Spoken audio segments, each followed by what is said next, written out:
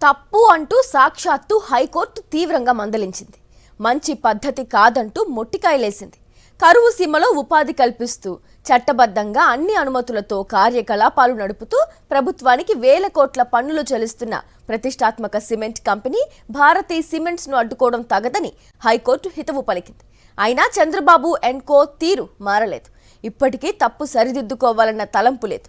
కళ్ళార్పకుండా కమిట్మెంట్తో తాను అబద్ధాలు ఆడినట్లే తమ పార్టీ ఎమ్మెల్యే చేత కూడా చంద్రబాబు అబద్ధాలు చెప్పిస్తున్నారు. 4 ఏళ్ల క్రితం కేసుపై రాద్ధాంతం చేయిస్తున్నారు. సాక్ష్యాధారాలతో సహా దొరికిపోయి లేబర్ కోర్టులో ఓడిపోయిన ఆ కేసుపై ఇప్పుడు నాటకాలేమిటని కార్మికులే ఆశ్చర్యపోతున్నారు. ఎప్పుడో 4 ఏళ్ల క్రితం పచ్చముఠాల ప్రోద్బలంతో 10 మంది వర్కర్లు అప్పటి సీఈఓపై దాడి చేశారు. ఆ కేసులో సీసీటీవీ ఫుటేజ్ సహా అన్ని సాక్ష్యాధారాలు స్పష్టంగా ఉన్నాయి. దానిపైన లేబర్ కోర్టులో వేసిన కేసులో ఓడిపోయారు కూడా. కొందరు కార్మికులను ఉసిగొల్పి దాడి చేయించి ఆ తరువాత కేసు పెట్టి ఏదో సాధించాలనుకున్న వారు అలా దెబ్బతిన్నారు. మరలా ఇప్పుడు ఆ కేసునే పట్టుకుని అదే కార్మికులను ముందు పెట్టి వాళ్లను రెచ్చగొడుతూ గొడవ నడిపిస్తున్నారు. ఇది చాలదన్నట్లు మైనింగ్ చేస్తుంటే శబ్దాలు వస్తున్నాయంటూ కొత్త కట్టు కథలు మొదలుపెట్టారు.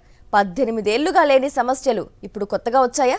మీరెన్ని అబద్ధాలు ప్రచారం చేయాలనుకున్నా స్థానికులకు వాస్తవాలు తెలియవా?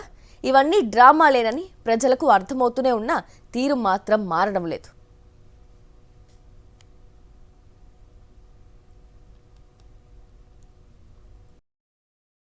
మరిన్ని అప్డేట్స్ కోసం ఛానల్ ను సబ్స్క్రైబ్ చేయండి. నోటిఫికేషన్స్ కోసం బెల్ ఐకాన్ పై క్లిక్ చేయండి.